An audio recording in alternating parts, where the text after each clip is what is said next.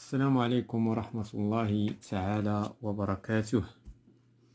فضاء النشاط العلمي للسنة السادسة ابتدائي،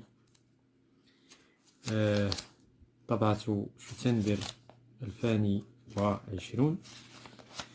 إذن في هذه الحصة لدينا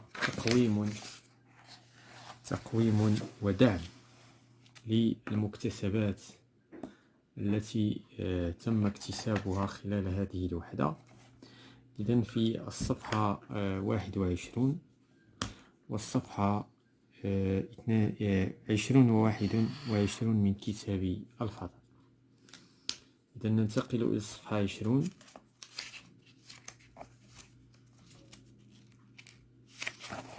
إذن سنقوم وندعم الدروس التي قمنا بتحصيلها وتعلمها خلال الحصص السابقة.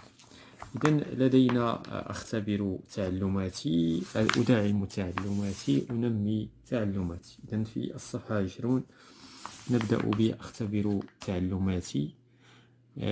الغاز الأكبر حجما في الهواء هو. إذن إذن السؤال هو نختار، إذن السؤال هو أختار الجواب الصحيح. فين كاين الجواب الصحيح نوضع علامة.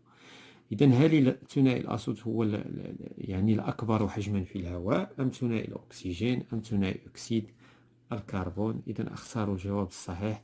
إذن بطبيعة الحال ثنائي الأزوت هو الأكثر.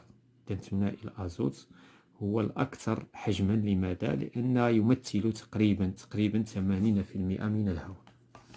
السؤال الثاني، أختار الجواب الصحيح. عند حدوث تغير كيميائي لمادة، ما تنتج مادة. إذن لها خواص المادة الأصلية نفسها، لها خواص جديدة، لها خواص نفسها أحيانا، ولها وأحيانا أخرى خواص جديدة.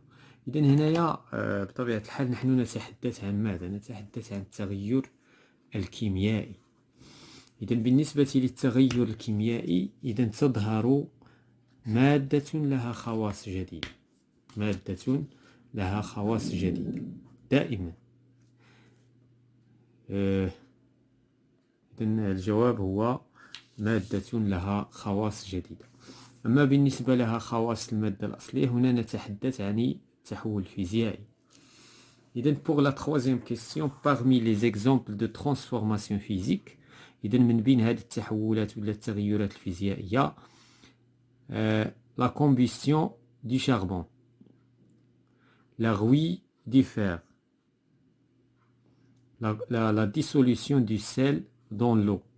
إذن la combustion du charbon يعني احتراق الفحم. إذن هذا تحول كيميائي وليس فيزيائي. la rouille du fer صدأ الحديد. إذن صدأ الحديد تظهر أجسام جديدة، تظهر مواد ذات خواص جديدة. مثلا بين الخواص اللي كتظهر في صدأ الحديد أنه لا يجذبه المغناطيس صدأ الحديد، بينما الحديد يجذبه المغناطيس. إذن هنا كتظهر بأن هناك تحولات جذرية في المادة. إذن وبالتالي لا ديسوليسيون، ذوبان الملح في الماء، هو بطبيعة الحال هو لا ترانسفورماسيون فيزيك. علاش؟ لأن لا ديسوليسيون دو سيل كيمكن نرجعو، لأنه تحول انعكاس، كيمكن نرجعو نعاودو نبخرو الماء وغادي يبقى الملح في الطعام، الملح مرصب في الأسفل، وبالتالي الخواص ديال المادة لم تتغير. السؤال الرابع، إضافة ملح الطعام إلى الماء ينتج عنه مادة جديدة، تغير كيميائي، تغير فيزيائي. إذن فاش كنضيفو الملح إلى الطعام، إذن نفس يعني هنا الملح يذوب، ولكن هل يحدث يعني كينتج عليه شي تغير كيميائي؟ لا. وبالتالي فالتغير في هذه الحالة هو تغير فيزيائي. لماذا؟ لأن الملح كيمكن نرجعه كما قلنا، وبالتالي ذاب فقط، أما الجزيئات ديالو بقيت جزيئات الملح. إذن خامسا، في الأنبوب الهضمي يحدث تغير فيزيائي فقط، تغير كيميائي فقط، تغير فيزيائي وكيميائي. إذن هناك تغير فيزيائي وكيميائي. بعض المواد مثلا كيوقع لها تغير فيزيائي، وبعض المواد تغير كيميائي، وبالتالي لأن هناك تركيبات، أن عدة عناصر تتفاعل. إذا ننتقل إلى أدعم تعلماتي. أنقل الجمل التالية في دفتر التقصي وأتمها باستعمال الكلمات الآتية: ثنائي الأكسجين، خليط، غاز الأزوت، غازات. إذن الهواء ماذا يمثل؟ فالهواء خليط. فالهواء خليط. ماذا نعني بخليط؟ يعني يتكون من جسمين أو أكثر. متكون خصوصا من ماذا؟ إذن الهواء هنا كنسجلو هنا خصوصا. عندما نقول خصوصا يعني أساسا، يعني هناك عناصر أخرى، ولكن شكون هي العناصر الأساسية والرئيسية؟ إذن هي ثنائي الأزوت، أو لا غادي نقولوا غاز الأزوت كما يعني هو موضح في. إذن غاز الأزوت أو ثنائي الأزوت ماشي مشكل، بحال وثنائي الأكسجين. ثنائي الأكسجين. إذن هذه هي العناصر الأساسية في خليط الهواء. يحتوي الهواء تقريبا على 78 من ماذا؟ إذن حنا قلنا في البداية بأن ثنائي الأزوت هو اللي أكبر حجما، وبالتالي 878 من غاز الأزوت. 21% من ثنائي الأكسجين. و1% غازات أخرى مثل ثاني أكسيد الكربون وغيرها. إذا السؤال الثاني: أقترح تجربة بسيطة تمكننا من التحقق من أن قارورة فارغة هي في الحقيقة مملوءة بالهواء. إذا التجربة التي سنقترحها تجربة انتقال الهواء من إناء إلى آخر باستعمال حوض ماء وقارورة. هذه تجربة. هناك تجربة أخرى، مثلا غناخذ قارورة ونأخذ عود الثقاب، ثم نشعل عود الثقاب، ثم نرميه داخل القارورة، ثم نغلقها. إذا ذلك عود الثقاب سيبقى واحد الوقت مشتعلا ثم ينطفئ، أو شمعة. هذا دليل على أن هناك يوجد بداخل القارورة هواء. فلو أنه القارورة لا يوجد فيها هواء لانطفأت الشمعة منذ البداية، ولكن وجود الهواء دليل على أن اشتعال الشمعة لمدة ولو أنها مدة قصيرة فدليل على أن القارورة بها هواء. إذا السؤال الثالث: أذكر نوع التغير في كل حالة مما يلي. إذا صدأ الحديد. صدأ الحديد تغير فيزيائي، عفوا كيميائي. لماذا كيميائي؟ لأنه ظهرت أجسام جديدة، لأن ظهور اللون البني، لأنه يعني لا يجذب مغناطيس الصدأ ولكن يجذب الحديد. إذن هناك تغيرات يعني ليست في الشكل وإنما في تركيب المادة. ذوبان الملح في الماء فهو تغير فيزيائي. التركيب الضوئي هو تغير كيميائي. تغير كيميائي. لماذا؟ لأن التركيب الضوئي شنو هو الذي يصنع لي خضور، يعني عبره يتم صنع لي خضور، يعني الخضورية ديال النباتات إذن هي ناتجة عن التركيب الضوئي. يعني كيكون الضوء، كيكون الماء، الأملاح المعدنية. إذن هناك عناصر تتحول إلى عناصر أخرى، وبالتالي فهو تغير كيميائي. انصهار الحديد تغير فيزيائي. لماذا؟ لأن الحديد عندما ينصهر يبقى بشكله ولا يتغير في تركيبه، لا تظهر أجسام أخرى. إذن خامسا: تسوس الأسنان فهو تغير كيميائي. لماذا كيميائي؟ لأن هناك ظهور لون أسود على الضرس، هناك تآكل، هناك يعني هناك أجسام جديدة تظهر. زائد أنه ليس انعكاسي، ما يمكنش واحد الضرسة عندنا فيها السوسة ونوليو نرجعوها كما كانت في البداية، وبالتالي فهذا يدل على أن هذا التحول التغير فهو كيميائي. مضغ الأطعمة إذن كذلك فهو تغير كيميائي، لأن مضغ الأطعمة تضاف إليه على مستوى الأسنان اللعاب، وذلك اللعاب يتفاعل مع الأطعمة ويعطينا أجسام أخرى. إذن هو تغير في تركيبة الطعام. رابعا، أكمل في دفتر التقصي ما يلي: يعتبر احتراق الخشب تغيرا كيميائيا. لماذا؟ كل الاحتراقات تعتبر لأن ظهور أجسام جديدة مثل ثاني أكسيد الكربون، مثل الماء، بخار الماء، هباب الفحم. إذن يعتبر انصهار الجديد تغيرا فيزيائيا لأنه تغير فقط في شكل المادة وليس في تركيبها. غليان الماء وتصاعد بخاره مثال للتغير الفيزيائي. التغير الكيميائي هو تغير في تركيب المادة، وهو إذا بغينا نقوله غير انعكاسي. لأن في الدليل ديال هذا الكتاب لقينا غير هيك، ولكن هناك الجملة اللي مفيدة هنا هي في تركيب المادة. التغير الفيزيائي في شكل المادة، وهو انعكاسي يعني كيمكن نرجعو للمادة الأصلية. Donc cinquièmement, lorsqu'un comprimé effervescent est au contact de l'eau. إذن فاش كنحطو واحد الكينة بحال الكينة د الراس، يعني كتدير لنا فوران، effervescent فوران. au contact de l'eau فاش كنحطوها في الماء، il produit une transformation chimique. يعني هنا كتعطينا تحول كيميائي كي برودوي دي ديوكسيد دو كربون الذي ينتج عنه ثنائي اكسيد الكربون. اذا داك البخار اللي كنشوفوه كيخرج من فاش كنديروا الكينه ديال الراس اسبرو ولا شي حاجه بحالها ولا ديال دوليبران مثلا، كنديروها في الكاس ديال الماء، كنشوفوا واحد البخار يتصاعد. ذلك البخار هو ديوكسيد دو كربون. دابا حنا في هاد l'expérience la première question représenter le schéma d'une expérience qui vérifie que le gaz dégagé est du dioxyde de carbone. يعني هنا غنديروا واحد التمثيل، واحد الشيما باش نبينوا بان واحد الاكسبيريونس بان لو غاز اللي كيتصاعد هو غاز ثنائي اكسيد الكربون. اذا التجربه هي بحال هكا. غادي ناخذ واحد بحال هذه هي لو كومبريمي، هادو فقاعات، غادي يمر داك البخار وغادي يمشي، وهنايا عندنا لو اشو.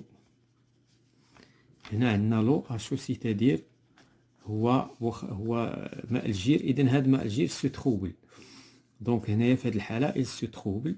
دونك سو تروبل. علاش il se trouble؟ هذا دليل على انه هنايا هذا البخار المتصاعد الذي مر عبر الانبوب الى الاناء هو ثنائي اكسيد الكربون. La deuxième question, que va-t-on observer dans cette expérience? شنو غادي نلاحظوا؟ Donc on observe le dégagement des bulles. إذن les bulles هما هاد الفقاعات de gaz au sein du récipient. إذن يعني هاد الفقاعات غتبدا تصاعد في هاد الإناء ولا هاد الأنبوب contenant، هنايا درنا حنا ان بيشير contenant l'eau et le comprimé se trouble. إذن عندنا الماء و le comprimé et le trouble de l'eau HO. هنا غنشوفوا تعكر ماء الجير. إذن هذه هي لوبسيرفاسيون غادي هذا دليل على أن داك الهواء المتصاعد سي لو ديوكسيد دو كربون. دونك اون باس على لا باج سيفون. دونك غادي ننتقلوا للصفحة الموالية. إذن السؤال الأول: أضع علامة 0 أمام العبارة الخاطئة. كلما تقلص حجم الهواء نقصت كتلته. إذن هذه العبارة فهي خاطئة، لأن حجم يعني عندما نقلص نحن نعرف بأن ونعلم بأن الهواء هو قابل يعني للتقلص، يعني للانضغاط. عندما نضغط عليه فلا تتغير كتلته، فقط يعني يتغير الحجم دون تغير الكتلة. إذن تنقص الكتلة إذا نقصنا، نعم، إذا نقصنا من حجمه، نعم، يعني ننقص الهواء من داخله. في هذه الحالة تنقص الكتلة. أما إذا غيرنا الحجم، مثلا الهواء كان الحجم نتاعو هكا وضغطنا عليه وصبح هكا، في هذه الحالة نفس الكتلة غادي تكون، لأن غير هنا الهواء لأنه قابل للتوسع. هنا توسع، هنا كان مضغوط، يعني لا يغير في كتلة الهواء في شيء. إذا يحتوي الهواء على نسبة من ثنائي الأزوت أكبر ب4 مرات تقريبا من نسبة. إذا هذا صحيح، نعم، لأن احنا كنعرفوا بأن الهواء، إذا الهواء يعني إذا كانت عندنا واحد الكمية ديال الهواء فتقريبا هنايا نقسموا على 5.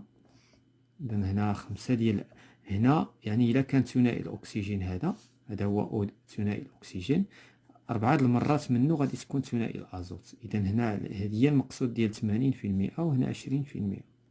إذا هذا هو المقصود، وبالتالي فهذه العبارة صحيحة. الهواء خليط من الغازات قابل للتوسع والتقلص. نعم. إذا هذه العبارة الخاطئة الوحيدة هي ألف.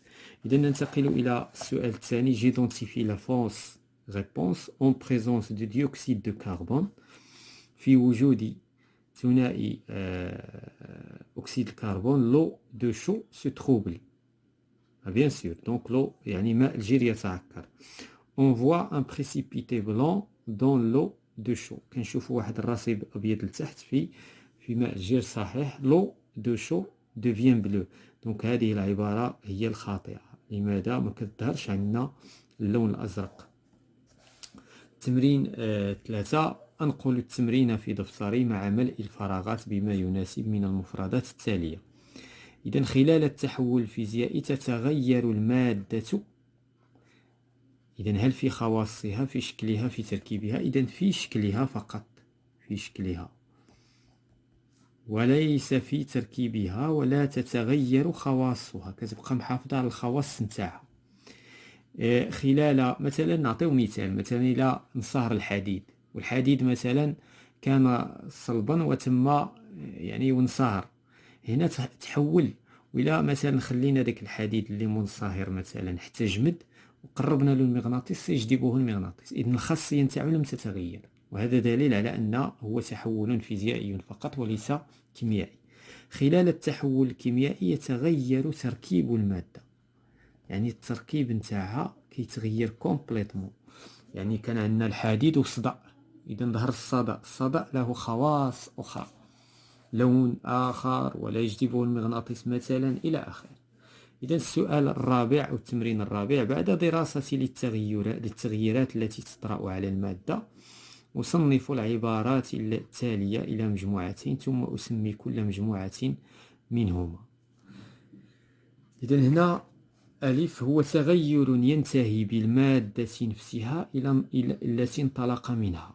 إذا هذا ألف هو تغير، إذا هذا تغير ينتهي، إذا فيزيائي، تغير فيزيائي. إذا هنايا يمكن نديرو جدول في هذه الحالة، يمكن نديرو جدول وغادي نحطو فيه هاد الأجوبة هذه نصنفوها. هذا هو تغير تظهر خلاله خواص جديدة، إذن هذا تغير كيميائي. هو تغير تنتج عنه مادة جديدة تختلف عن المادة. نعم، إذن تغير كيميائي كذلك، لأن فاش كتكون عندنا مواد جديدة ما كانش عندنا في البداية نواتج أخرى، هنا نتحدث عن التغير الكيميائي. هو تحول يحدث عنه تغير في مظهر المادة فقط، إذن هذا تغير فيزيائي.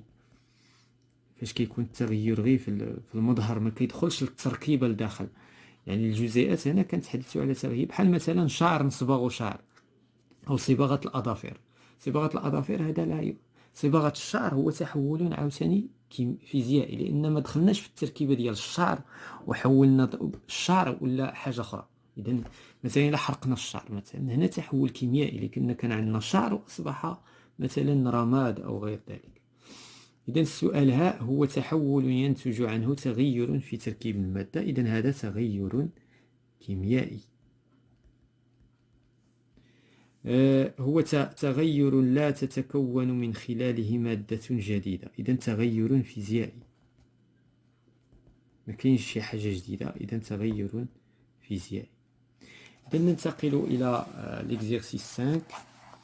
Donc, cinquièmement, donc je réalise la combustion suivante du charbon. يعني هنا غادي نحرق الفحم.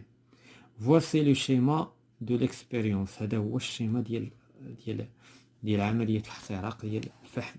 هنا لو تريونغل دي فو اللي كيهضر لينا على لو كومبيرون لو كاربيرون اي لينيرجي. دونك هنا j'indique si les affirmations suivantes sont vraies ou faux.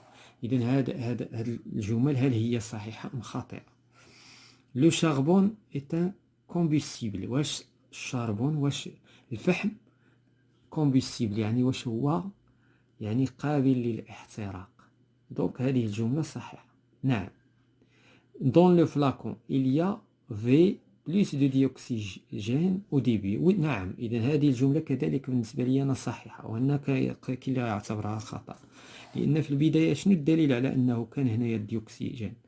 لأن كاين لهب، كاين شعلة، كاين توهج. يعني كاين توهج يعني أن هذه الجملة صحيحة أو ديبي. خصنا ننتبهوا أو ديبي، ماشي في لافان ما نقدروا نعرفوا والو، ولكن أو ديبي كان ثنائي الأكسجين. On a formé un dioxyde de carbone. تكون لنا ثنائي أكسيد الكربون. صحيح. علاش؟ لأن الاحتراقات ديال الفحم والورق والشمع إلى آخره ينتج عنه ثنائي أكسيد الكربون. La transformation s'est arrêtée car il n'y avait plus de charbon. Donc, la transformation s'est arrêtée car il n'y avait pas plus de charbon. يعني هنايا واش يعني لا ترانسفورماسيون حبسات، يعني هذا التحول حبس. car il n'y avait pas plus de charbon يعني ما بقاش الشاربون. صحيح، لأن لو كومبيستيبل تسالى. لو كومبيستيبل يعني لو كاربيرون هو اللي تسالى. إذن هذه فري. دونك هذه فري، نديرو في. On a formé de dioxyde, donc c'est vrai. Dans le flacon, il y avait plus de dioxygène au début, vrai. كاين اللي غيعتبر هذه فو. لو شاربون est un combustible يعني نعم فري. دونك هادو كلهم انا بالنسبه ليا فري. دونك اون باس ا سيزيامون. اتعرف على خمس غازات اعتمادا على الاثباتات التاليه. الغاز الاول يعكر ماء الجير، اذا سي ثنائي اكسيد الكربون. ثنائي اكسيد. ينعش الاحتراق ويؤدي الى توهج، اذا ثنائي الاكسجين. ثنائي مكاينش عندي مساحة، دونك ثنائي الأكسجين. الغاز الثالث غاز سام ينتج عن الاحتراق غير الكامل للكربون والوطن، إذن هو أحادي أكسيد الكربون. أحادي أكسيد الكربون. الغاز الرابع هو أحد المكونات الأساسية للهواء ولا يساعد، إذن غاز الأزوت. غاز ثنائي الأزوت هو الغاز اللي ما كيدخلش في الاحتراق. الغاز الخامس يتكاثف على جدار إناء بارد على شكل إذن بخار الماء. إذن هذه الأجوبة إذا ما كانتش واضحة إذن ها هي.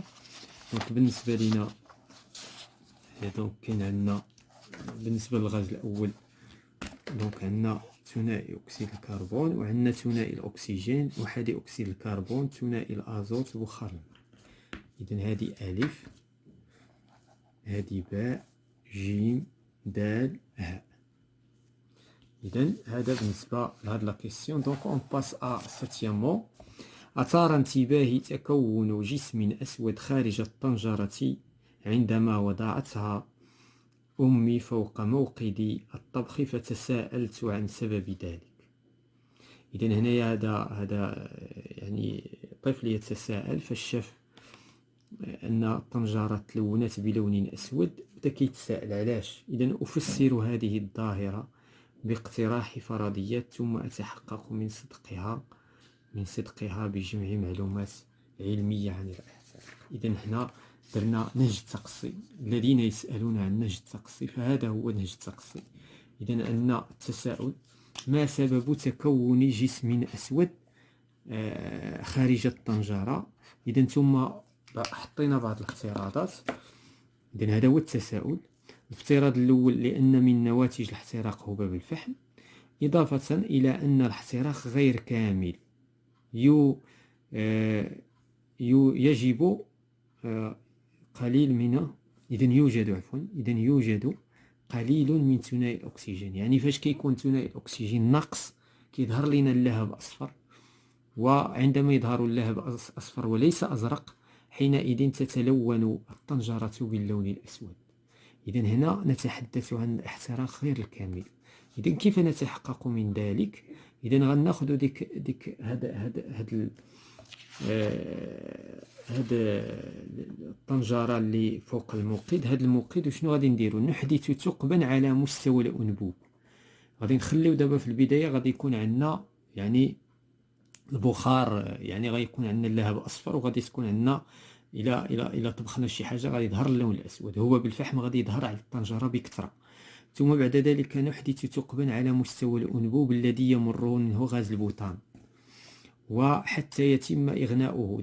ثم غادي يبدا يدخل ثنائي الاكسجين من داك الثقب على مستوى الانبوب، اذا اكسجين الهواء، حتى يصبح اللهب ازرق. حينئذ لن يظهر اللون الاسود على الطنجره. علاش؟ لان سيصبح الاحتراق، هذا موضوع غادي نشوفه في السنه الجايه، السنه السابعه اولى اعدادي. اذا الاحتراق سيصبح احتراقا كاملا. اذا حينئذ اذا هذه من بين الامور المهمه في داخل المطبخ المنزلي. مثلا اذا عندك واحد الموقد كيعطيك مثلا يعني دخان اسود ويعني يلوث لك الاواني، اذا هنا في هذه الحاله خصك يعني هو في حاجه الى ثنائي الاكسجين. يعني ماشي الموقد فيه مشكل، ولكن خصنا غير اننا نغنيوه بثنائي الاكسجين لكي يصبح اللهب ازرق، وحينئذ لن يتم تلون الطنجرة أو غيرها بلون الأسود. إذن هذا كل ما يتعلق بهذه الحصة حول التقويم والدعم من كتاب الفضاء. إذن موعدنا مع حصة الإعلاميات سيونس كونترولي لي بيرسوناج دو سكراش دون لاباج، لأن هذه الحصة هذه خصها تدخل في هذه الفترة هذه. قبل ما ندوزو للوحدة الثانية خصنا نشوفو واحد لا سيونس دو سكراتش دون لاباج 93. دونك dans une autre séance.